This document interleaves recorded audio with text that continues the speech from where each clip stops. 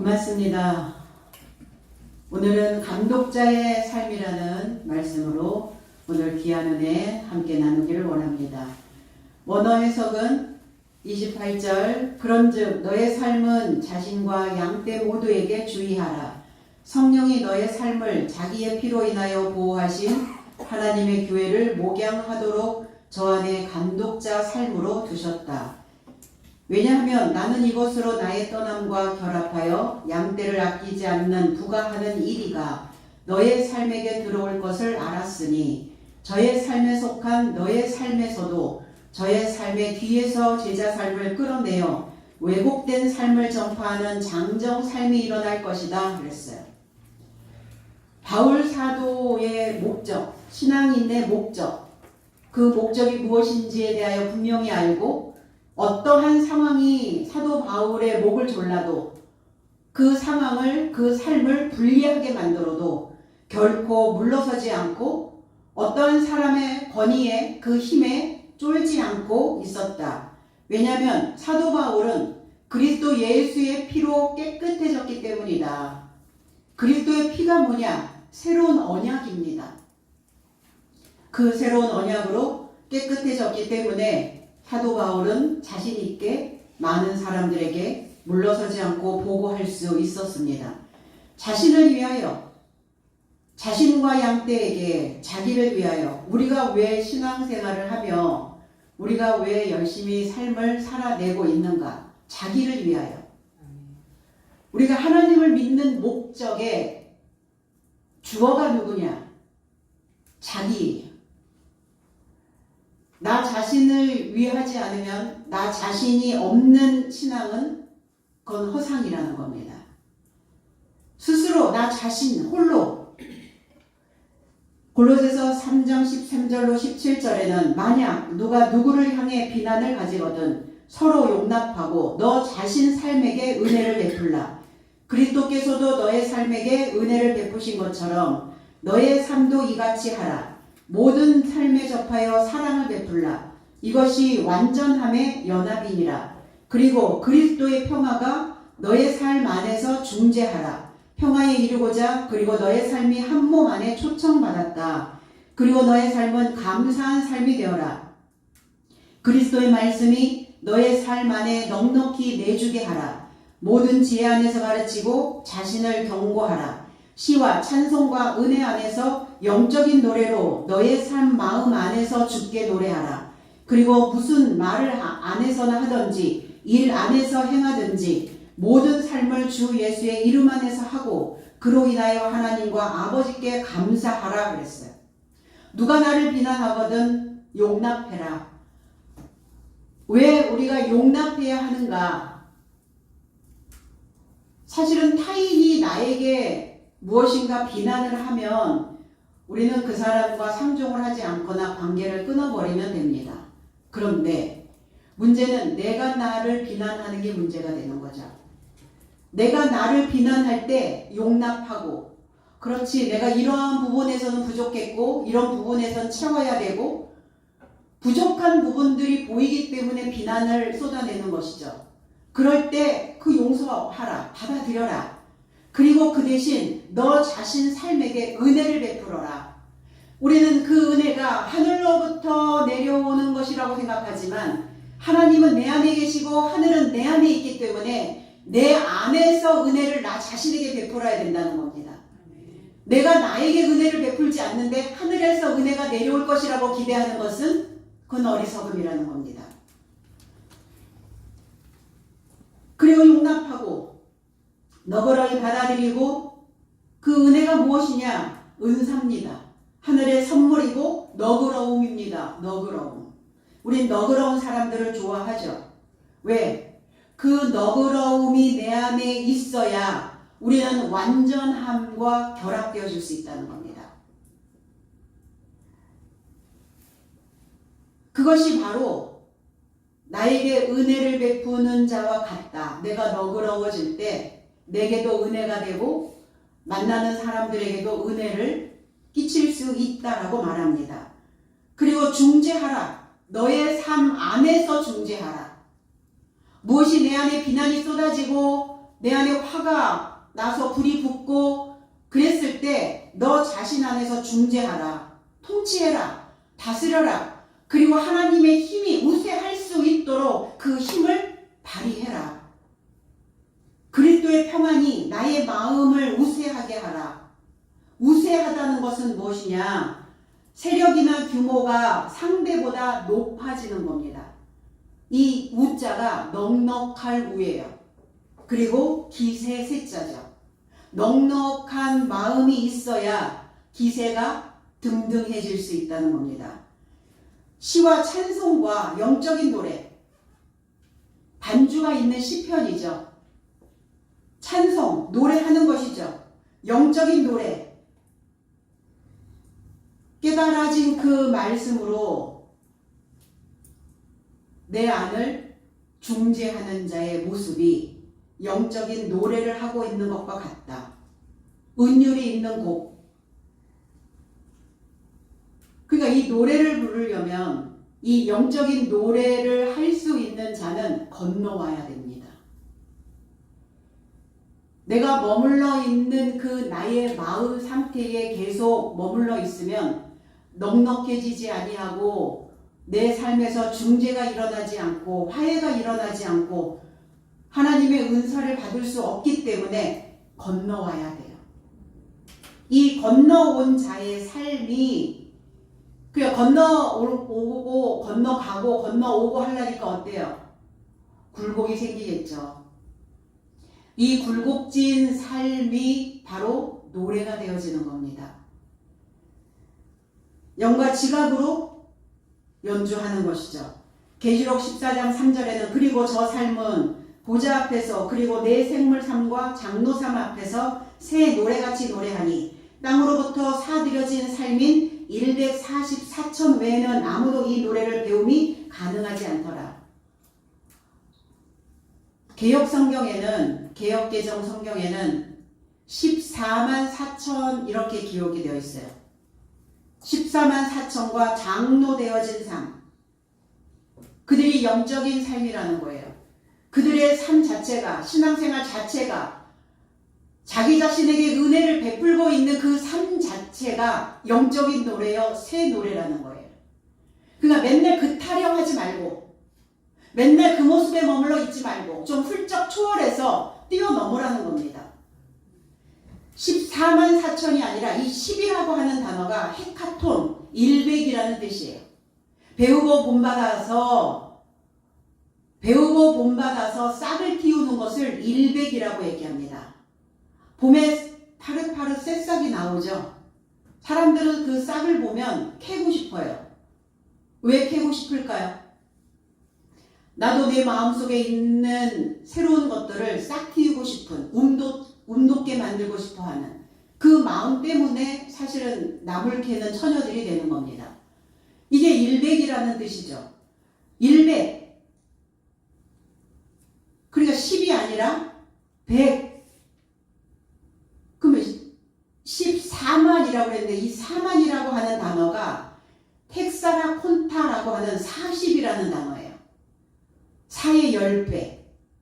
이게 히브리어로 넘어가면 사지를 쭉 뻗고 교합하고 그리고 사귀고 두 개의 서로 다른 사물이 어울려지고 그래서 윗니와 아랫니가 만나는 그 시기가 바로 40이라는 단어예요. 10이라고 하는 단어는 부유해지는 것이죠. 만나야 부유해지죠. 말씀을 만나야 되고 내 마음과 만나야 되고 내 상태와 만나야 되고 내 안에 있는 나 자신과 만나야 됩니다. 그래야 부유하게 만들어지는 삶이고 이 사라고 하는 의미가 또 아까 사라고 하는 의미처럼 11조를 하다, 부유하게 하다, 부귀하게 되어지다 이런 의미를 또 가지고 있고 천이라고 하는 일천의 의미는 멍에를 메우다 이런 뜻이에요. 멍에를 매다, 길들여지다, 누구와 사귀다, 배우고 가르치다 이런 의미예요. 그러니까 우리가 14만 4천이라고 그렇게 풀면 안 되죠. 144천입니다. 144천 이렇게 읽어야 돼요. 그래서 배우고 본받기를 소망함으로 쌍나서 그리고 교합하고 부유하게 만들어지고 네모 반듯하게 길들여져서 자기 자신을 가르치다. 이게 144천만 부를 수 있는 새 노래입니다. 이런 삶이 되어져야 성도들에게도 백성들에게도 또 만나는 많은 사람들에게도 귀감이 되어지고 존경받는 자들의 삶이 되어질 수 있어요. 그 존경받는 자들의 삶 자체가 구성진 가락으로 나오는 겁니다. 구성진 타령이 되어져야 되는 거죠. 구성지다. 자연스럽고 구수한 멋이 있다. 그 사람 말이 참 구수해. 그지?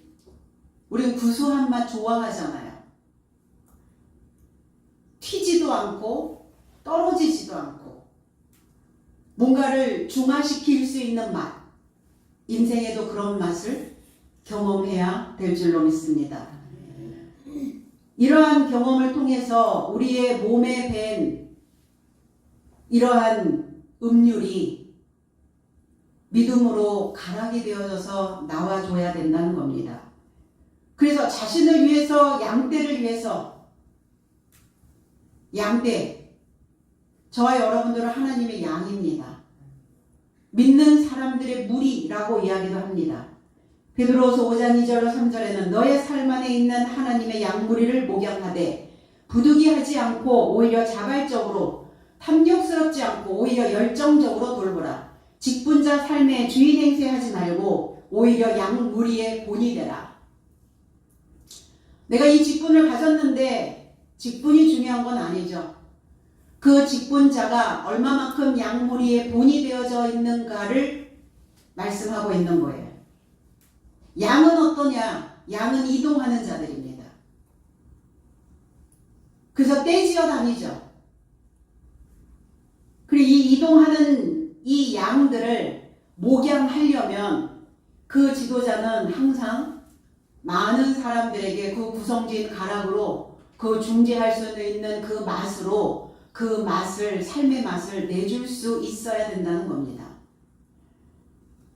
이 단어가 히브리어로 가면 쫀이라는 단어를 만들어냅니다. 에스겔 34장 2절로 33절에 34장 2절로 3절에 에스겔 선지자는 이렇게 말씀합니다. 인자야 너는 이스라엘의 목자들을 쳐서 예언하라. 그들 곧 목자들에게 예언하여 이르기를 주 여호와의 말씀에 자기만 먹이는 이스라엘 목자는 화 있을진저 목자들이 양의 무리를 먹이는 것이 마땅치 아니하냐. 너희가 살찐 양을 잡아 그 기름을 먹으며 그 털을 입되 양무리는 먹이지 아니하는도다 그랬어요. 자기 삭슬 위하여 굽어진 길로 가는 목자입니다. 삭군이라고도 이야기하죠.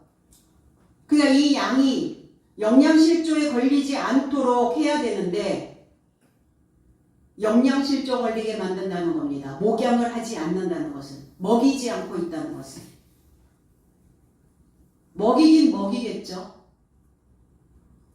그럼 사람도 태어나면 우유를 먹어야 되고 또 어느 정도 성장이 되면 이 유식을 해야 되고 그 다음에 아이가 장성해지기 위해서는 단단한 것들을 또 먹여야 되고 이게 먹는 것도 단계별이 있다는 거예요. 그리고 우리가 신앙생활을 하면서 먹는 양식도 단계에 그 사람의 발달에 맞게 그 양에게 맞는 먹거리를 제공해 줄 수 있는 목자여야 된다는 겁니다. 봄이 되면 봄의 먹거리, 여름이 되면 여름에 나오는 그 철이 나오는 그 먹거리. 그러니까 철철이 나오는 먹거리를 먹어야 이 몸이 건강해진다고 얘기를 해요. 그리고 신앙도 그렇다는 거예요. 그 사람의 정신 연령에 맞게 철철이 먹거리를 제공해 줄 수 있어지려면 얼마만큼 그 목자가 많은 연구를 하고 많은 탐구를 해야 되겠어요.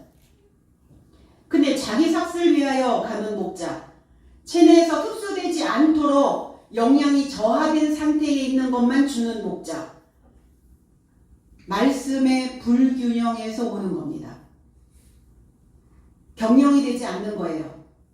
길러지지 않는 거예요. 잃어버리는 거예요. 뽑혀버리는 거예요. 이거를 영양실조라고 얘기합니다.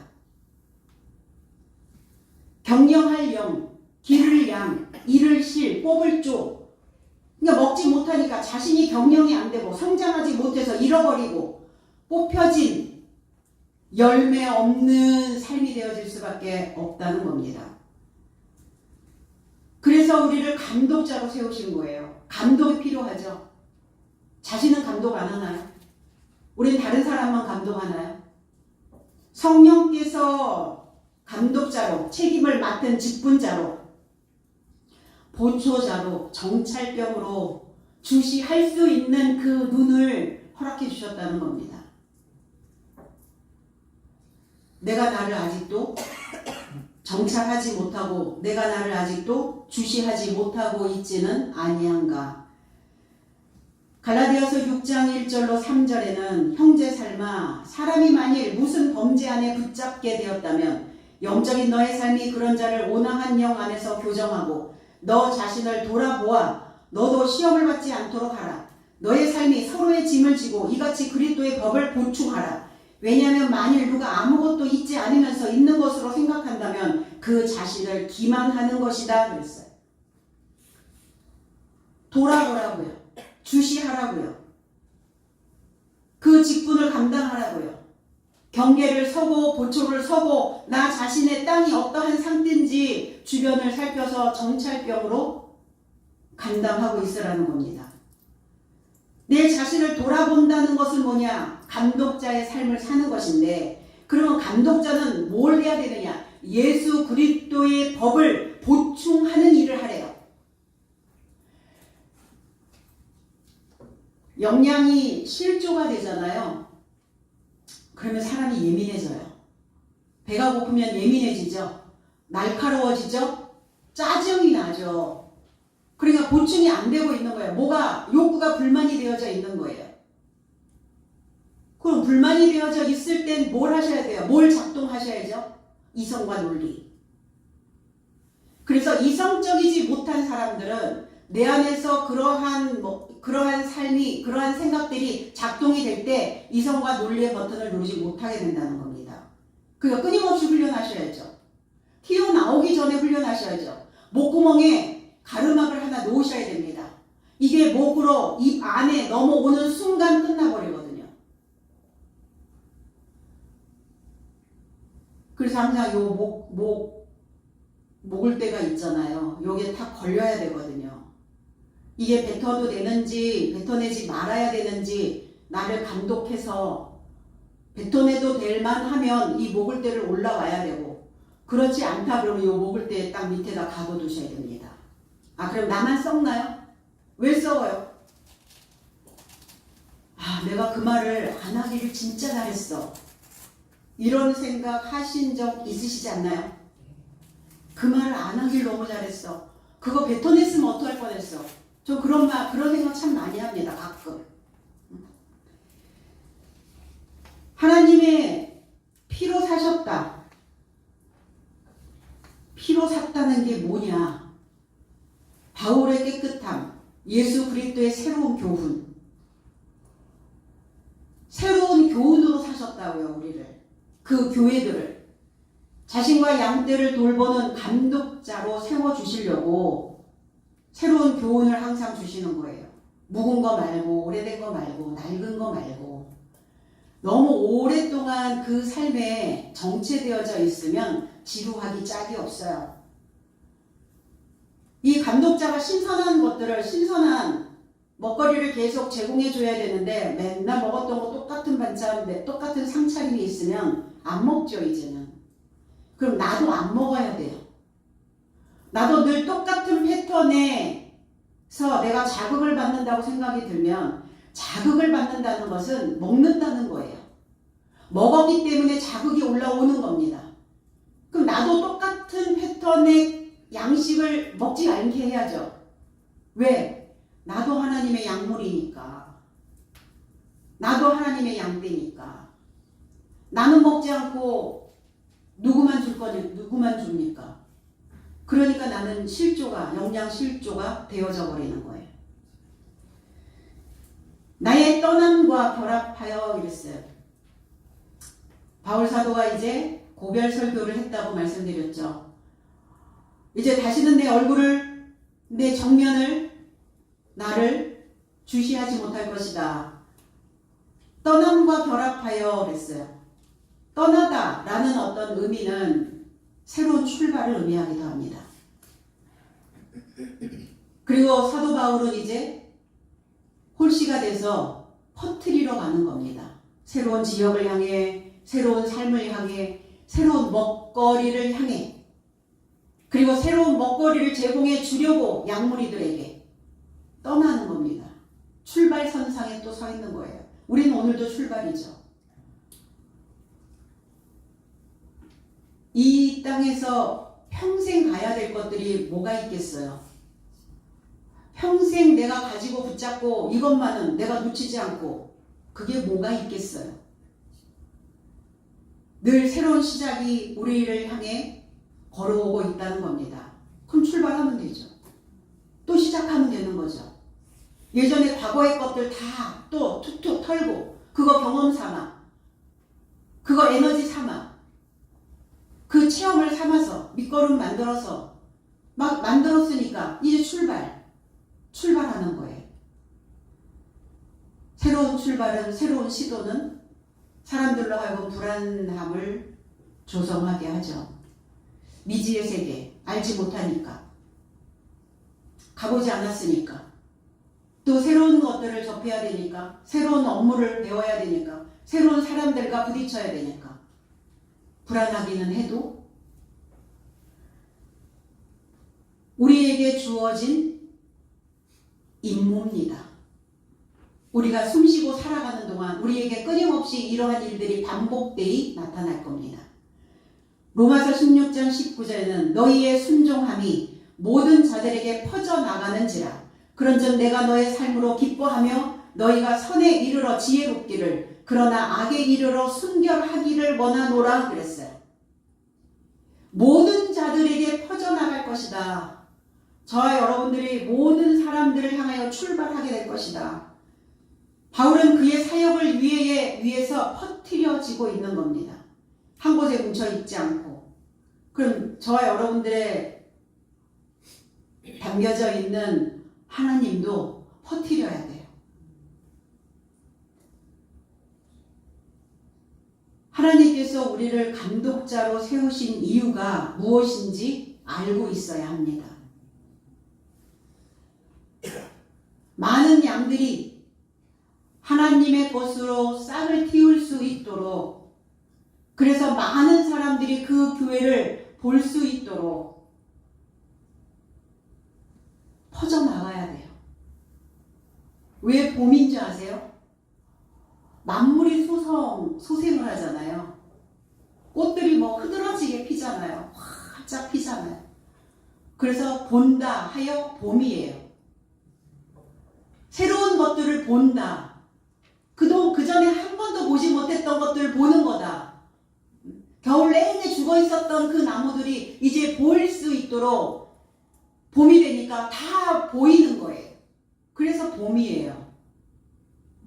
저와 여러분들의 인생엔 봄이 왔습니까? 계절은 시시각각 바뀌고 있는데 내가 나를 보여줄 수 있을 만한 봄이 아직 이르지 않았나? 그랬다면 내가 아직도 나를 목양하지 못하고 있기 때문입니다. 내가 나를 목양하고 있다면 봐라 해야죠. 보여줘야죠. 틔워야죠. 올라와야죠. 운이 돋아야죠. 그래서 돋아 올라온 새순을, 새싹을 캐셔야죠. 그 삶과 결합해서 양무리들에게 도달하고자 출발하는 겁니다. 그런데 순종함으로 가라. 순종함이 모든 자들에게 퍼져나가야 된다. 순종. 듣는 자죠. 귀 기울여 듣는 겁니다. 나의 내면의 소리를, 양들의 소리를. 왜 순종을 계속 강요하나 성경은 순종으로 가지 않으면 불순종이 되죠. 불순종으로 가는 자들은 문턱에서 넘어져요. 문턱을 못 넘어가요. 그러니까 이렇게 순리대로 이렇게 흘러가야 되는데 순리대로 가지 않고 영리로 가버리니까 문턱에서 넘어지고 마는 거예요. 오늘 이 양무리를, 이 양떼들을 인도하는 이 감독자는 자신의 창자를 채우기 위한 종노릇은 하지 말아야 된다는 겁니다.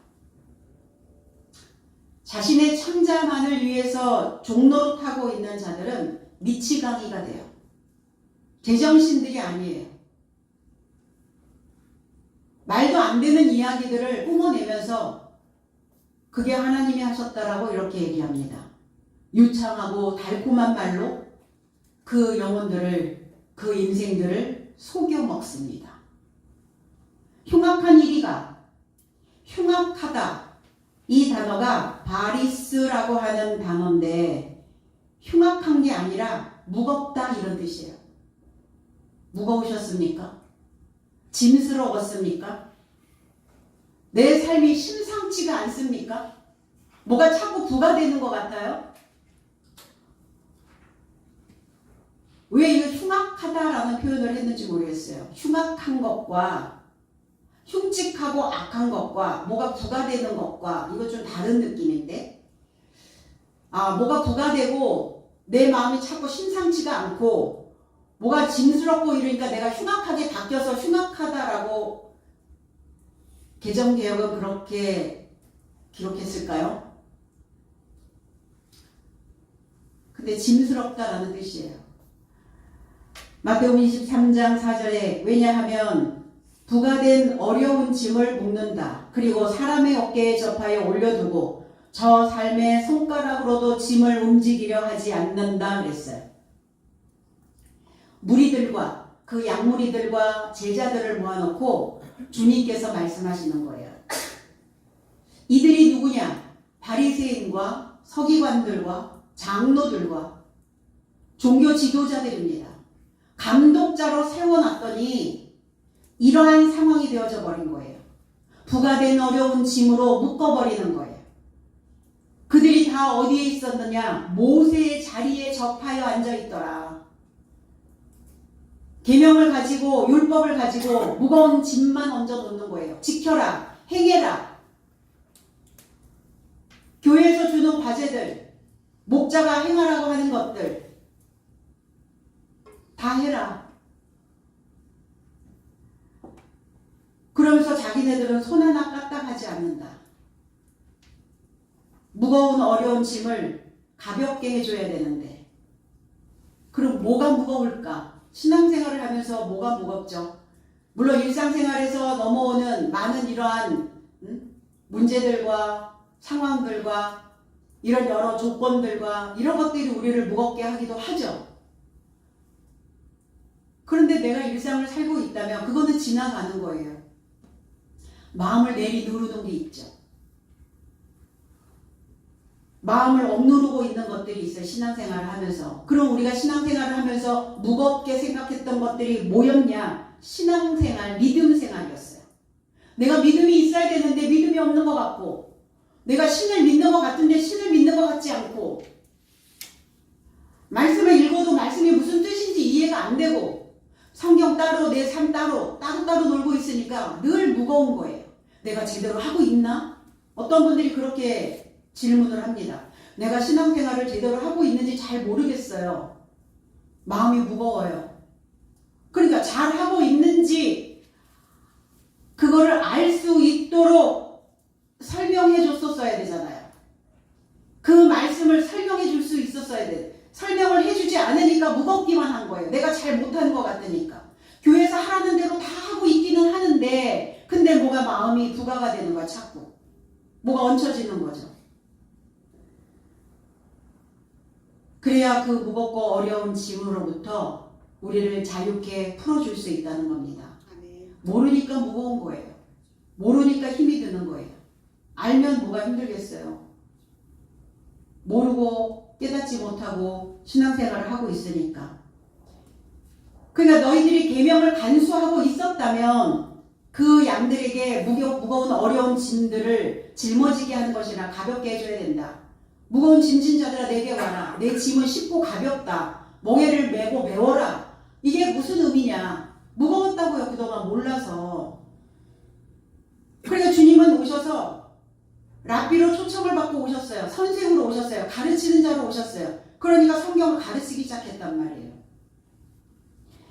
말씀의 깊숙한 샘에서 이전에 마셔보지 못했던 그 생수를 제공해줘야 이 양들이 가벼워질 수 있어요. 그걸 해주지 않으면서 계속 율법으로, 계명으로, 교회 법으로 묶어만 놓고 있었다. 종교 지도자들이. 그들이 누구냐? 그들이 일이래요. 늑대랍니다. 이 리코스라고 하는 단어는 하얗다라는 뜻이에요. 흰 머리라는 뜻이에요. 흰 머리. 우리 그렇게 얘기하죠. 내 머리가 갑자기 하얘졌어. 아무것도 생각이 안 나. 창백해졌어. 백지가 돼버렸어. 이 흰 머리가 하얗게 되어져 있는 이 골이 텅 비어 있는 이 상태에 있는 사람들을 일이라고 얘기합니다. 근데 감독자라 문제죠. 감독자의 머리는 하나님의 노란 기름으로 가득 채워져 있어야 되는데, 골수가 채워져 있어야 되는데 골수가 없단 말이에요. 골이 비었단 말입니다. 마태복음 7장 15절에는 거짓 예언자 삶으로부터 주의하라. 저 삶은 양의 옷 삶 안에서 너의 삶을 향해 오지만 저 삶 안에는 약탈하는 일이 삶이다 그랬어요. 겉은 양옷을 입었지만 속은 머리가 하얘져 있는 사람이야. 머리가 비어 있는 사람이야. 아무것도 꺼낼 수가 없잖아요. 머리가 하얘졌으니까. 갑자기 머리가 하얘져 버렸어.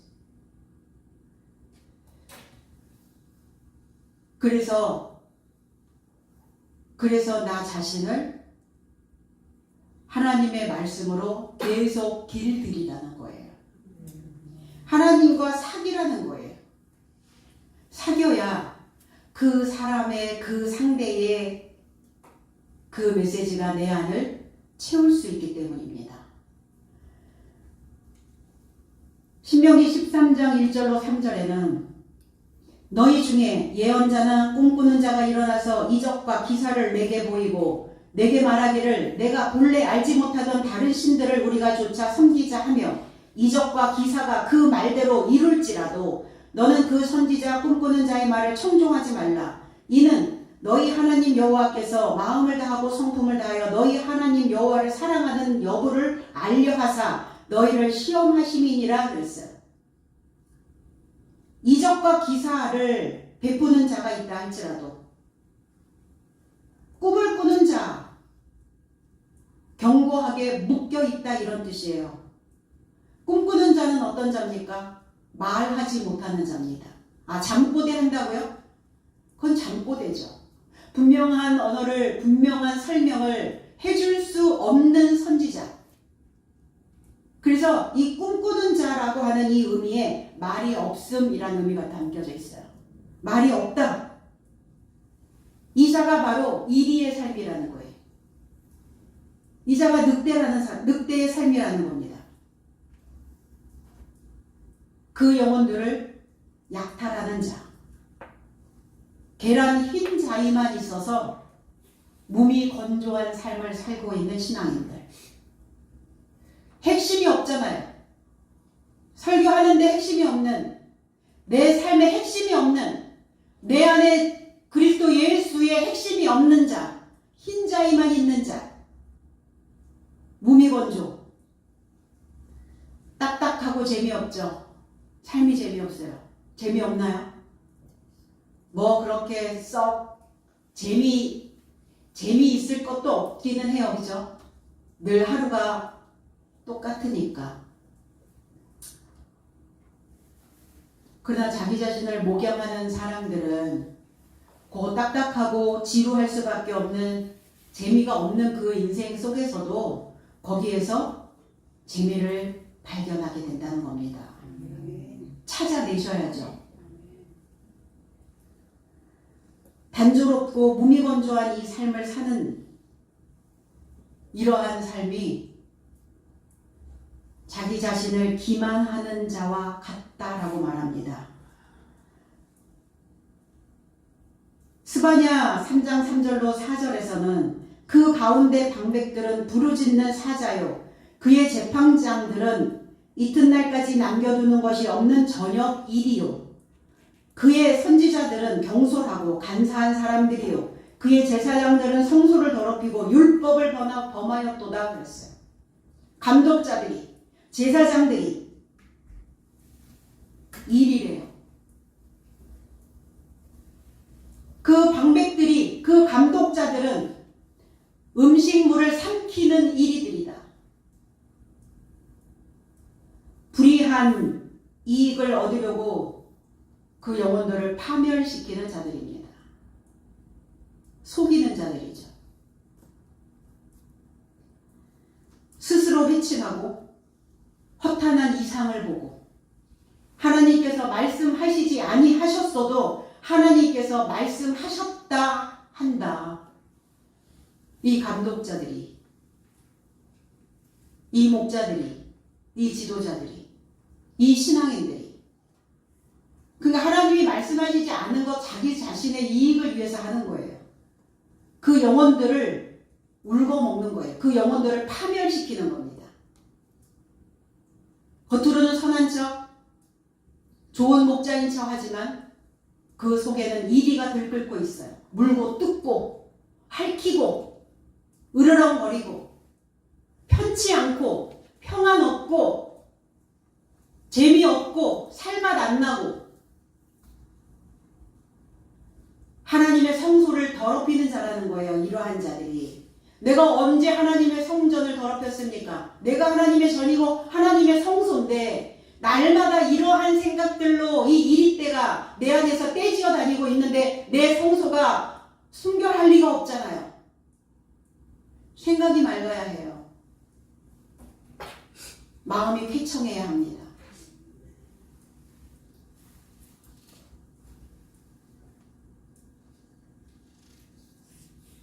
이 감독자들이 이 이리들이 이 양떼들을 아끼지 않았다. 존대하지 않았다. 대우하지 않았다. 조심스러워하지 않았다. 관대히 대우해야 되는데 그럼 어떻게 관대히 대우합니까? 하나님의 말씀으로 그들이 144천이 될 수 있도록 그들이 하나님의 말씀으로 싹 나오고 그들이 하나님의 말씀으로 부유해지고 그들이 하나님의 말씀과 연결되어져서 자기 자신을 가르칠 수 있도록 그게 목자가 하는 양들에게 주는 대우예요. 그 반대한 대우를 하지 않고 있다. 그래서 하나님도 아끼지 않은 자들이 있어요. 본성을 따르는 가지들을 아끼지 않았어요.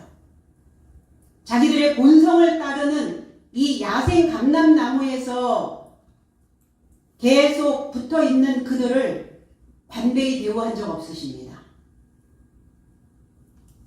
그러니까 야생 감람나무들을 그 본성을 따르는 가지들을 아끼지 않고 잘라버리시는 거예요. 잘라내셔야 돼요. 내 속에서의 본성, 내 속에서의 욕구, 욕망.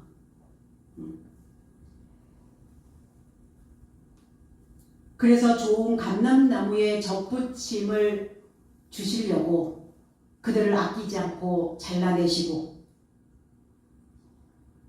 이 머릿속에 하얘져 있는 이 감독들을 그 양떼로부터 분리시키는 겁니다.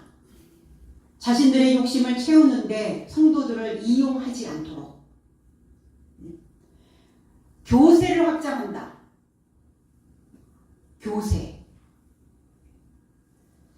장로교, 성결교 감리교 이런 교세를 확장하고 교회의 건물들을 확장시키고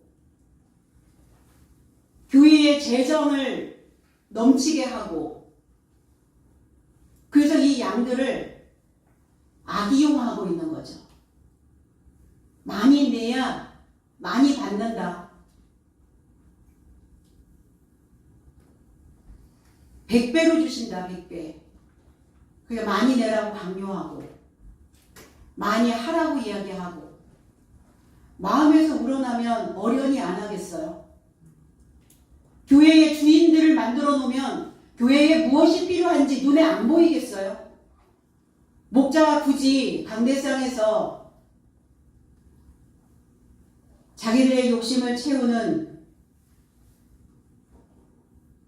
그래서 성도들에게 위화감을 조성해주는 그런 이야기는 이제 그만 먹여야 된다는 겁니다. 하나님의 말씀에 배고파하는 양떼에게 아낌없이 조심스럽게 내가 지금 증거하고 있는 이 말씀이 정말 하나님 여호와께서 하신 말씀인가 확인하고 확증하고 분명하게 그게 조심스럽게 전하는 거예요. 자기 말 막 해놓고 하나님이 하셨다 이러면 끝이에요. 하나님이 그러셨다 이러면 그러면 다 통과됩니까? 통과됐죠. 그동안은. 왜? 그 양들은 앞에 가는 자만 보고 왔기 때문에. 근데 양들도 이제 컸거든요. 성장을 했거든요. 그래서 조심스럽게 그들에게 그 양식도 전달해 줘야 된다는 겁니다. 저의 삶에 속한 제자들을 끌어낼 것이다. 너희들이 그동안 배웠어? 배웠어도 너희들도 예외는 없어. 그 말씀이에요. 이런 목자한테, 이런 예언자한테, 이러한 사도한테, 거짓 사도에게 걸려들면 그동안 너희들이 나에 대하여 배웠고 나에 대해서 알고 했다 해도 그 집에서 끄집어낼 것이다. 하나님의 집에서 끄집어내서 빼낼 것이다. 왜? 자기를 쫓게 하려고. 자기를 쫓아오게 하려고. 자기 뒤에 줄 서게 만들려고. 우리 라인 얘기하죠. 누구 라인이냐. 어느 라인이냐.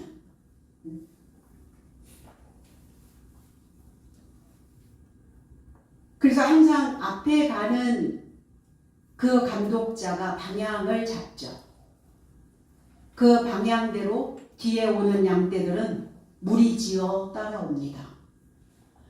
빌립보서 3장 13절에서 14절에 형제 삶이여 나는 스스로 따라잡았다고 여기지 않는다. 그러나 한 가지 실로 뒤의 삶을 소홀히 하고 앞의 삶을 뼈더 접하여 그리스도 예수 안에서 하나님의 위에 초청의 삶을 접하여 표대를 쫓아 추적하라.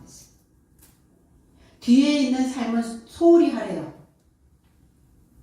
뒷일에 매이면 그리스도를 추적하지 못합니다.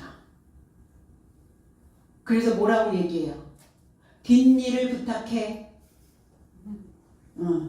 뒷일 못 맡기셨어요? 뒷일을 할 자들에게 맡기셔야 됩니다.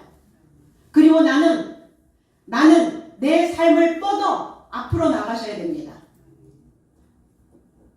뒷일 탁 맡겨놓고 뻗어 나와야죠. 그래야 하나님의 초청과 그 은사에 연결되어져서 표대가 만들어집니다. 저와 여러분들이 표대 아닙니까? 저와 여러분들이 표적 아닙니까? 저와 여러분들이 목표 아닙니까? 하나님의 목표는 저와 여러분들이에요. 우리의 목표는 하나님이고 하나님의 목표는 우리예요. 그래서 목표가 성취가 되면 만나는 거예요. 성취된 그곳에서 하나님의 목표가 나고 나의 목표가 하나님이기 때문에 같이 만나는 겁니다.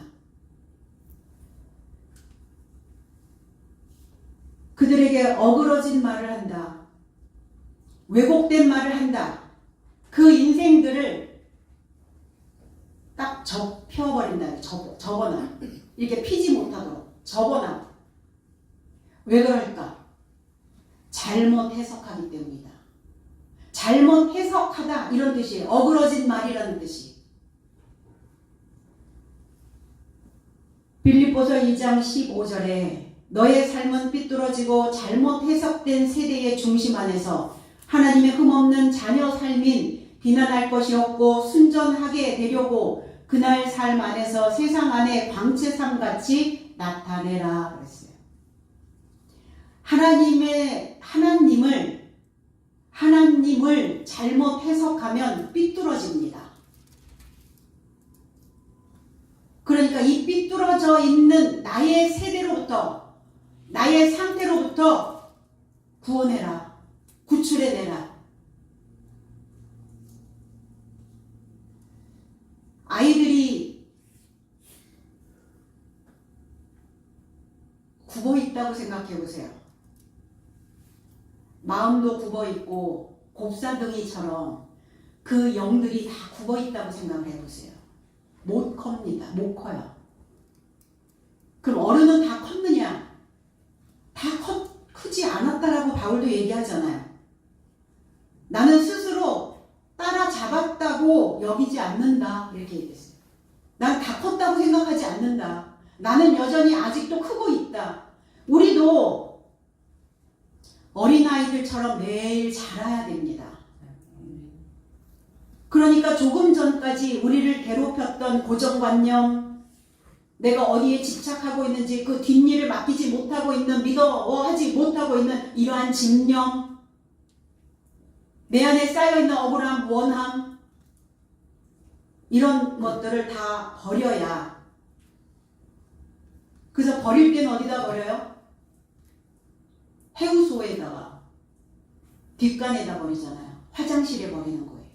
배설하는 겁니다. 그러니까 뒤에 일은 소홀히 하고 이랬어요.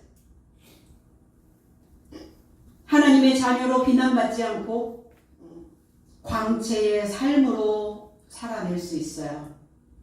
그 사람을 보면 좋아. 그 사람 생각만 해도 웃음이 나와.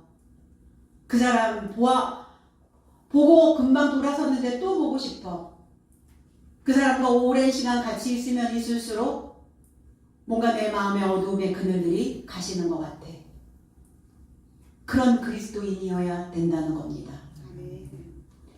하나님의 말씀을 잘못 해석해서 굽어있지는 않는지, 성령이 비집고 들어갈 틈은 내 안에 남아있는지, 내 속에 이리가 있어서 내 머리를 하얘지게 하고 있지는 않는지, 내 자신을 감독하는 삶이 되시기를 예수 그리스도 이름 안에서 축복드립니다.